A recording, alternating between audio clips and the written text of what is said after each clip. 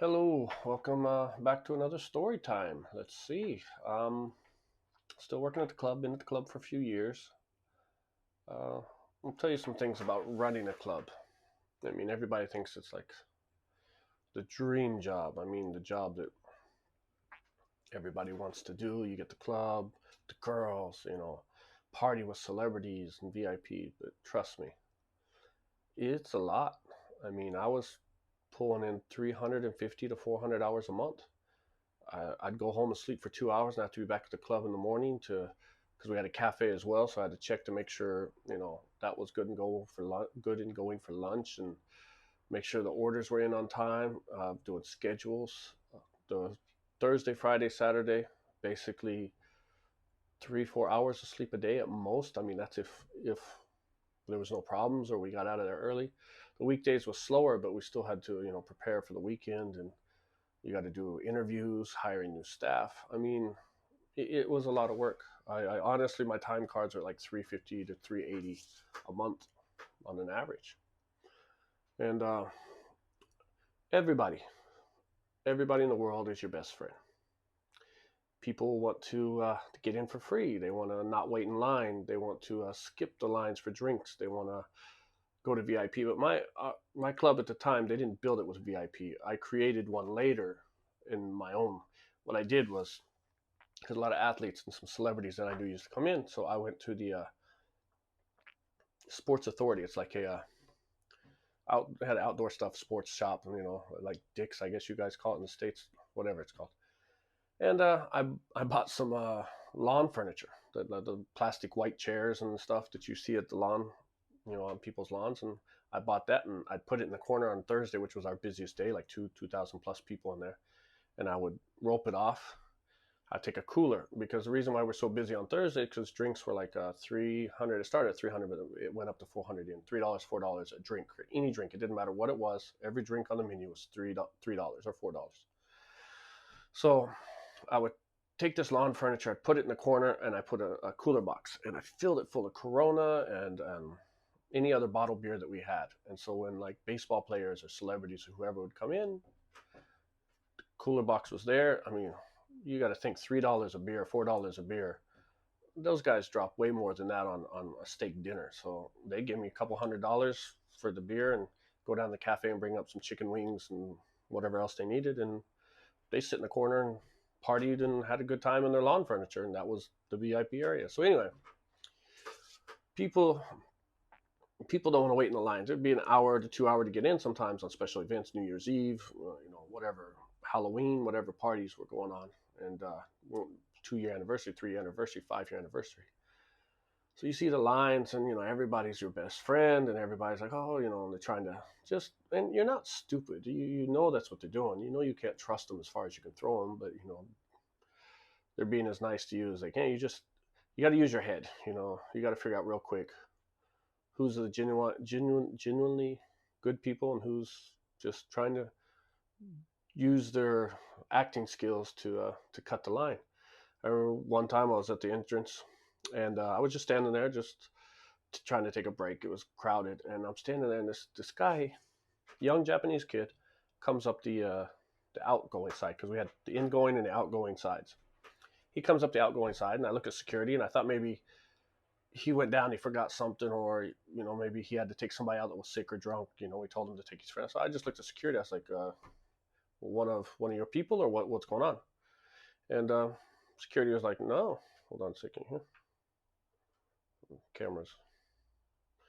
So security was like, no, I don't know him. So he gets up there, and I'm like, can I help you? He's like, yeah, I'm friends with the manager. I know the boss. And I was like, okay, do you have a name? And I thought maybe he was talking about one of my assistant managers, or somebody. You never know whose name. So he was like, yeah, Bachi. I was like, oh, you're friends with Bachi? He's like, yeah, we're good friends. And so I'm like, okay, well, let me call him for you. Let me get him on. He's like, no, don't worry about it. He knows I'm coming.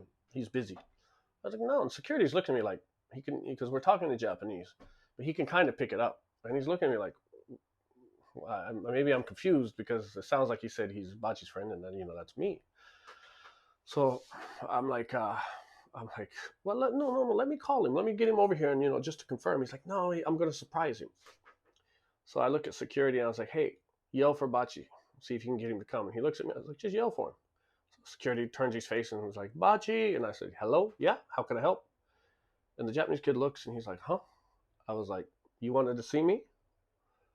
And he's like, you're Bachi? I was like, yes, I am. And obviously, I don't know who you are, so why are you using my name? And he's like, oh, well, I'm friends with some other guy that's friends with some other guy, and he told me to tell you hi if I came in here. And I said, I appreciate it, thank you very much, but go to the back of the line now. You can't just come here thinking you're going to skip the line just by dropping my name. So those of you guys who do that, or think because you know somebody in the club or something, it's not cool. It's not cool to drop somebody's name to get in just because you know the name. Now, we would have code words. If somebody would come to the club and use my name, they had to know the code word for that day. I would change it like pineapple or cherry blossoms or whatever. So when somebody come in, they're like, hey, I'm on the list. Bachi said I could skip the line. And they would say, okay, what's the word? And if they're like, I don't know the word. Then if I'm not busy, of course, I come to the entrance and see who it is. They call me on the earphone. Hey, we got somebody here. Or if I'm in the office, I see the cameras. I look at the front. And if not, they're just like, well, sorry, you have to know the word. Well, sometimes I forget to tell people the word. I just say, hey, come by, and they don't tell me when they come, and they just show up. But most of the time, I'm like, hey, if somebody comes, if you come by today, just tell the security, my name, and say cherry blossoms. So when they come up, they're like, hey, I'm here to see Bachi. What's the word? Cherry blossoms. All right, and they let them in. Simple procedure. So those of you who like to take advantage of that thing, we're not that dumb. We know what's going on. And you get friends. One of my friends came in there, and he's a guy I worked with, and he got drunk, and he grabbed the bartender by his hair and tried to pull him over the bar and fight him and beat him up because he was taking too long to get his drink. Now, this is a guy I know. This is a friend in my club with my staff. So which side am I supposed to take? I'll tell you the side I take no matter what is my staff. Because if you're that stupid to do it, you're not my friend.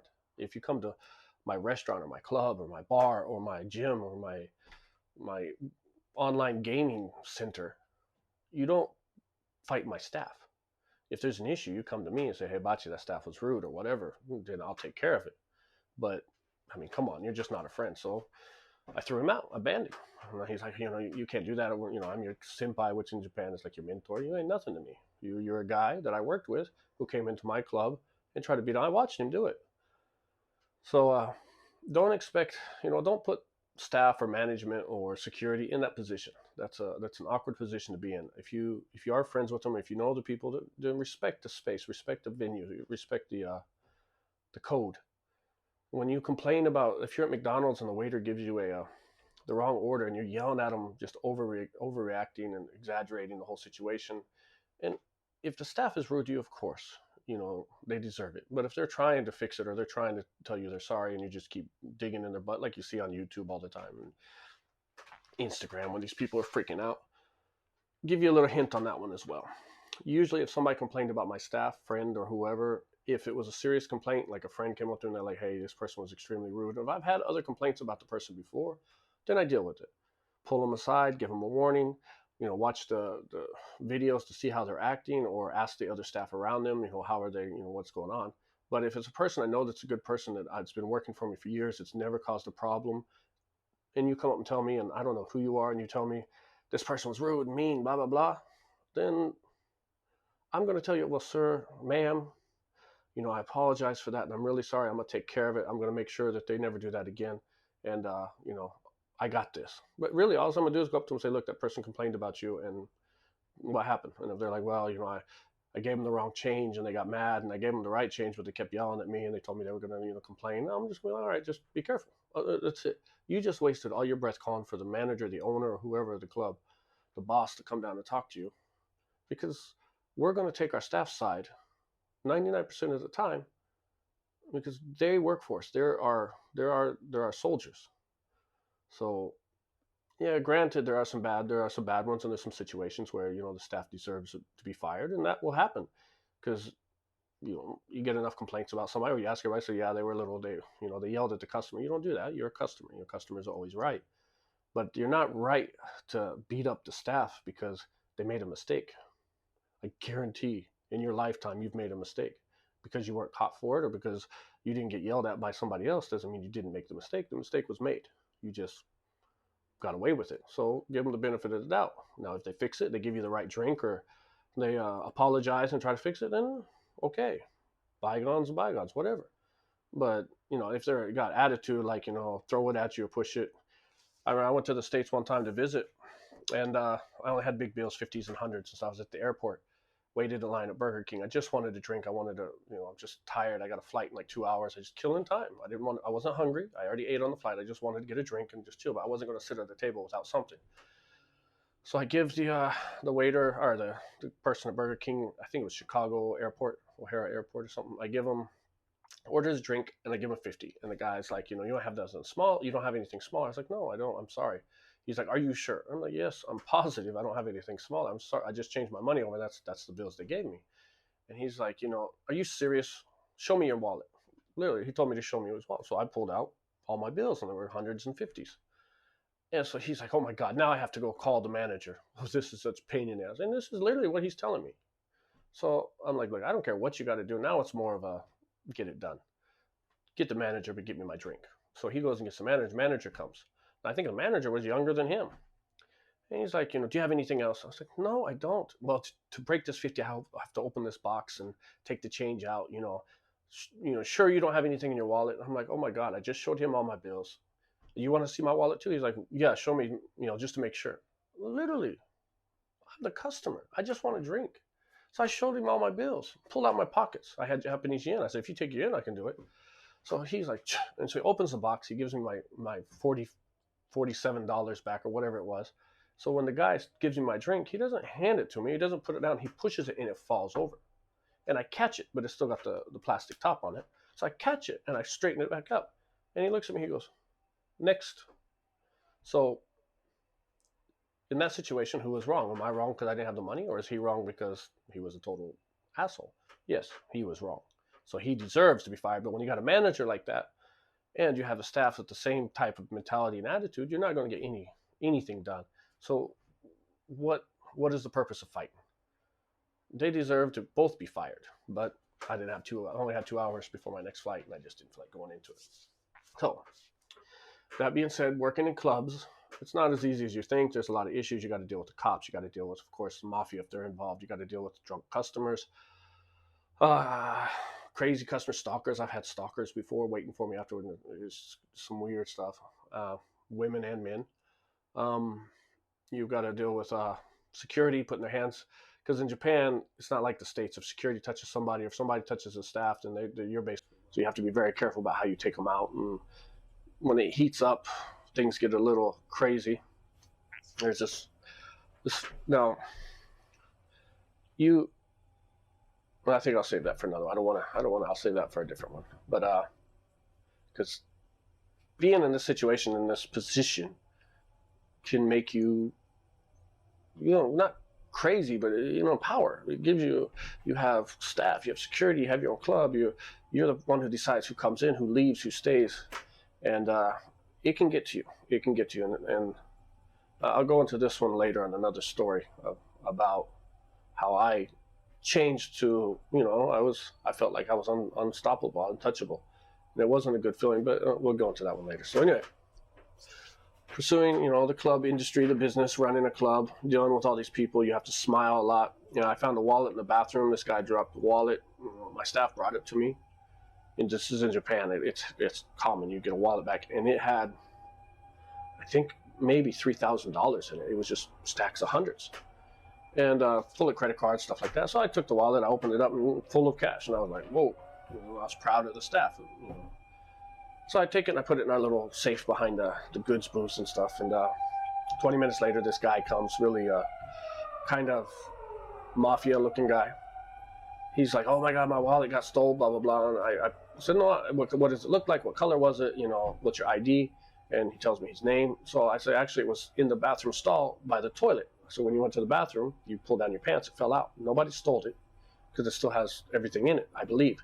So he gets it and he's like checking it and he takes out the money, he's counting the money, and he's just like, oh yeah, okay. I said, so next time you go to the bathroom, watch your wallet, don't blame everybody else.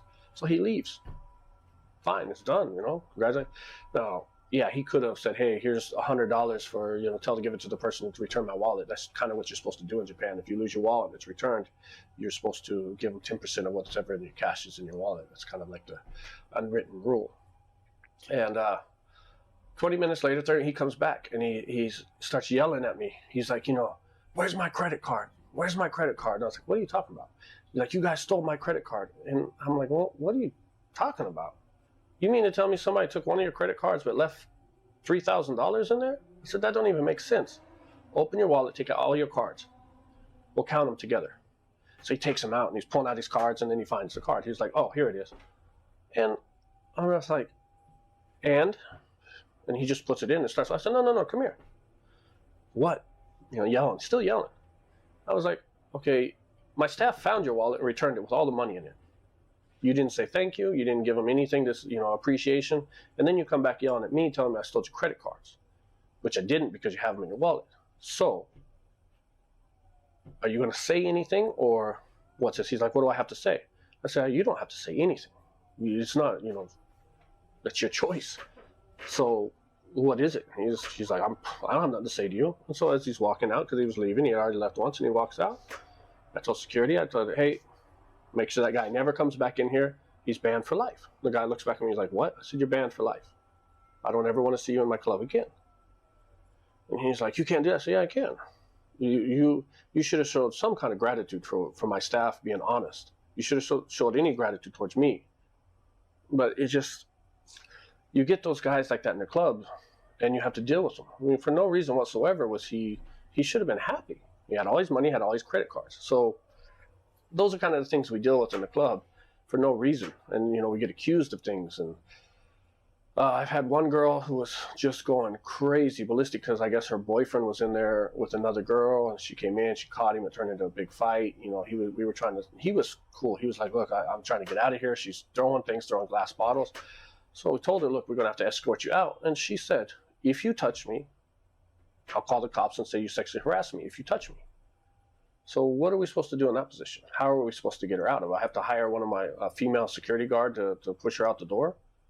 So we really were at a rock and a hard place. I mean, we need to get her out. She's throwing bottles, she's throwing chairs, she's kicking, and she's like, if anybody touches me, I'll sue you for sexual harassment. I'll call the cops. So finally we get him out, and he kind of grabs her and pulls her out, and he does all the work, and that's between them. So, but stupid situations like that is what we have to deal with running clubs. And of course you have your great guys, and I would have groups of kids that would come in. They were young guys, and they were in their little posse, and I would, 2 or 3 of them were good guys. 2 or 3 of them were troublemakers. They get stupid, they start just acting like idiots. So my thing was, I would find these groups, I would go to the leader of the group, the one who seemed to be like in most control, probably the oldest, and I would say, look, this is the deal. This is what's going to happen. I'll let you guys stay in here and have a good time. You can party all night. You can enjoy yourself. So, but if one of your friends acts stupid, you're banned. You're out. And they're like, what? I said, you're out. I said, because these are with your people. They cause problems every time they come in here.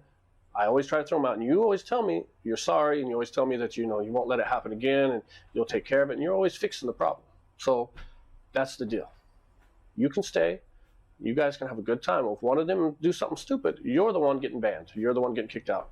And these kids would spend the entire night taking drinks out of these guys' hands. And it was messed up in a sense. I felt sorry for them, but they kept their friends in line because they knew they were going to get the ones thrown out for their friends acting stupid. And the next time they came in, they'd come to let you know, hey, Bachi, I'm here tonight, but I'm not with those guys. I'm on my own. If they come in, it's nothing to do with me. Okay, that's fine. But if you're drinking with them, you're responsible for them. You know how the rule is. And that's what I did to all these guys. And it worked for the most part. You just, find out who's the leaders of the groups and make sure that they're happy. What other little stressful things? You're running a club, so you decide who comes in and who doesn't. So sometimes you have to kick people out for whatever they did, getting drunk and getting stupid. Sometimes you throw people out because, they're harassing people, drugs, whatever the deal is. So a lot of people hate you. I mean, I used to carry a stun gun with me because I was always on a lot of lists of, hit lists, say, people looking for me outside of the club. In the club, I was untouchable. I mean, I had my own security team. I had my bodyguards. Even when I went to other places, other clubs, I had a bodyguard with me. He was like my head of security. He was one of my best friends, but he was my personal bodyguard as well. And you go to these, you go outside. One time I was waiting at McDonald's for a meeting with my heads, my head of security, my head of the bar, my head of the floor. And we were just, having a quick little sit down before we go to the club. And just it was a good month. We were busy. I just wanted to, McDonald's, there's just nothing special. So I'm sitting there and I'm waiting for him. And I always arrive early. I hate being late. I'm the type of person that will go an hour before and sit at Starbucks and have a coffee, work on the iPad or play games just to make sure I'm on time. Because if I'm sitting at home watching TV or if I'm sitting at Starbucks playing an iPad, either way, same amount of time is being used. I still have to travel to that point, so I just do that traveling early. So I'm there and holding the old, or like 2 tables over, some of the catch guys, the guys who try to catch girls to bring them into their little buy me drink bars, the guys I can't stand. They're having their little powwow meeting, and one guy looks over at me and he kind of points, and the other guy's like, yeah, and I can see him talking about me, but I'm just on my phone doing something. So the one guy comes up and I kind of recognize him. He's a guy that we've thrown out before. That he just just a total pain in the ass. So he's kind of like, you remember me? And I was like, yeah, of course I remember you. I remember all you guys. And he was like, well, you're not so tough now. You're here by yourself, blah, blah, blah. And he was like, why don't we go outside and talk? Now, usually Japanese people aren't very physical. They talk a lot in that sense. There are physical. There are people who will fight them. I'm not saying that they don't fight, but usually it's just a lot of rah, rah, rah. It's more bark and no bite. So he was like, you want to go outside and, take care of it? And I was like, yeah, let's go. I mean, I'm not going to back down from you guys. And there's 4 or 5 of them.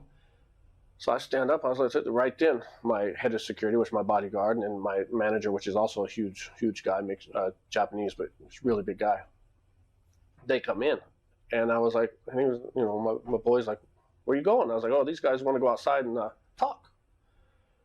He was like, all right, let's do it. And they look around and they're like, oh, well, we just want to, we want to know why we can't get into the club. We don't want any trouble. Let's just talk right here. So switched really quick when it was 5-on-3 rather than 5-on-1. I've been to, when a club opened up in Yokohama, so I went there to show my respects. I mean, running clubs, you have to keep a relationship. Even if you don't like the other clubs, you have to keep a relationship with them because you share customers and, it's good for business. So one club opened up to go there. I went there to show respect. And I don't drink, I don't smoke, I don't care about music, so it's not really fun for me to go to a club. But, so I go there with my bodyguard, and we're in the VIP room. I go upstairs. I tell them I'm there. They're like, "Oh, thank you for coming. You're on the guest list." And they took me to the VIP room. So I'm in the VIP room. The owner of the club comes up and he's like, "Thank you for coming. I'm honored." Blah blah blah blah blah. We talk. I have my Red Bull. He has his rum coke and whatnot. So my bodyguard, my security guy, my best friends, he goes out on the floor. He comes back in. He's like, "Yo, Bachi, I think every person we've thrown out of the club is in this club." I'm like, "Are you serious?" He's like, "Yeah," and they have like magic mirror. So I look outside the glass, and yeah, a lot of them I recognize. A lot of drug dealers and those kind of punks, like the little wannabe gangsters who are causing trouble. I'm like, "Oh, that's all right. We're leaving anyway. Don't worry about it." He's like, "All right, they were giving me the look, so just to give you a heads up." And so I call the car. I call the driver, and the driver's downstairs, so we have to get in the elevator, go down 5 floors. Because in Japan, the buildings are built up, not out, so everything's upstairs. So we're leaving the club. We're shaking hands to the manager of the club, the owner of the club. I'm telling them thank you. Please come to my club sometime. I'm thinking I'd come back, and they're doing the greeting, and I can see these guys. They're staring at us, and some guys are by the elevator, and they're kind of communicating. You can tell they're communicating, like doing the head nods and the pointing and stuff. So we get by the elevator, and one of the guys, he says they're coming down now in Japanese. So we get on the elevator, and of course, the club, the security at the club stops anybody else from getting the elevator. It's just us two, we're just private. So we're going down, and I was like, Sonny, we're gonna have company downstairs. There's some people waiting for us, so don't do anything stupid, because this guy, great guy, but he is a swing first, talk later type guy. He grew up in New York. He's been stabbed. He's been shot at. He's this. I mean, you're just typical. You don't want to meet him in a dark alley if you don't have to, kind of guy. But we were friends, and I'd always helped him. He always helped me, so we were close. And he would do anything for me that he could. So he just short-tempered. So that was always an issue. So we get down there. The elevator opens up. And right when the elevator opens up, this big, I think he was probably American-Japanese mixed kid. Big guy. He was much bigger than me. He kind of comes up and he's like, "You guys got a problem?" My boy is just like, "You got the problem?" And it starts. And I look around, and there's a couple guys over here, there's a couple guys over here, and there's some guys standing next to it. And they're all, they're getting the stretch out, get ready to jump. So the car pulls up right up front. And the club, escort guy in the front that escorts you to the elevator, he comes up and he's like, "Hey, you guys, the car's here. It's right in front, and we're holding the line for you." So I tell my boss, "Don't do it. Not yet. Not now. It's not worth it." And he was like, "Oh, don't. I got this." I was like, "No, you don't. Look around. Stop looking straight and look around. You're only focused on one, but what about the other 7?" So he kind of looks around and he sees them, and they're all big guys. I was like, "If you want to do this, we'll do it. But 2 on 7." We're not Hercules and Poseidon over here. We're just 2 guys, so this is going to get bad. Plus, we don't know what they have on them. We don't know what they're carrying. We don't know, what they went to the cars to get. So luckily enough, we had the club's security downstairs. We're coming to get us to take it. They didn't realize what was going on, so they were kind of pushing people aside. But if this was going to happen, it was just going to jump. So I tell them, "Look, we will take care of it later at another time. It'll just not now." So he gets so frustrated. We get in the car, and he's just almost in tears because he's so mad because he walked away. To him, that's just a disgrace to his manhood. And we went away, and I was like, just it wasn't worth it. Those guys will come to the club. We'll take care of it. And what do you know? Maybe a month later, that same guy who was down the elevator comes upstairs, and my security runs up to me, and he was like, "Yo, you better get to the entrance. Your boy is about to fight." So I'm like, "What now?" So I run over there, and he's like, this is him. And I look at him, and I was like, "Oh, it is." So the guy's like, "What's the problem? What, you guys got a problem with me?" I was like, "You don't remember us?" And he was like, "I don't know who you are." And he said something. He was like, "That's right, you boys run away like little girls, and sleep in your little pink beds," or something stupid like that. And I was like, "You don't remember the runaway little girls sleep in your pink beds tonight kind of thing?" And he was just like, "Oh," and you could see he realized who we were. I was like, "I don't know what the deal was. I don't know who asked you to do that or what it was, but you're not coming into my club." And he was like, "Those guys paid me to, paid us to jump you guys," kind of thing. I was like, "Yeah, but, it didn't happen." He was like, "Yeah, but, I was just doing what I was told." I was like, and so my boy is like, they wanted to fight one-on-one. We just go downstairs. I was like, "Look, just go home. Just go home. It's not worth it." But he kind of was like, "I can take you and your boys. I said, "All right, you want to do this?" So I was like, "All right, you guys do it. One-on-one, you guys fight." And my boy grabbed him, DDT'd him, split his head open like that. Fight was over, knocked him out. He comes to, cleaned up the little blood. And I was like, "Look, it's done. If you want to come in the club and have a drink, come on in." And he came in, and, it was all good after that.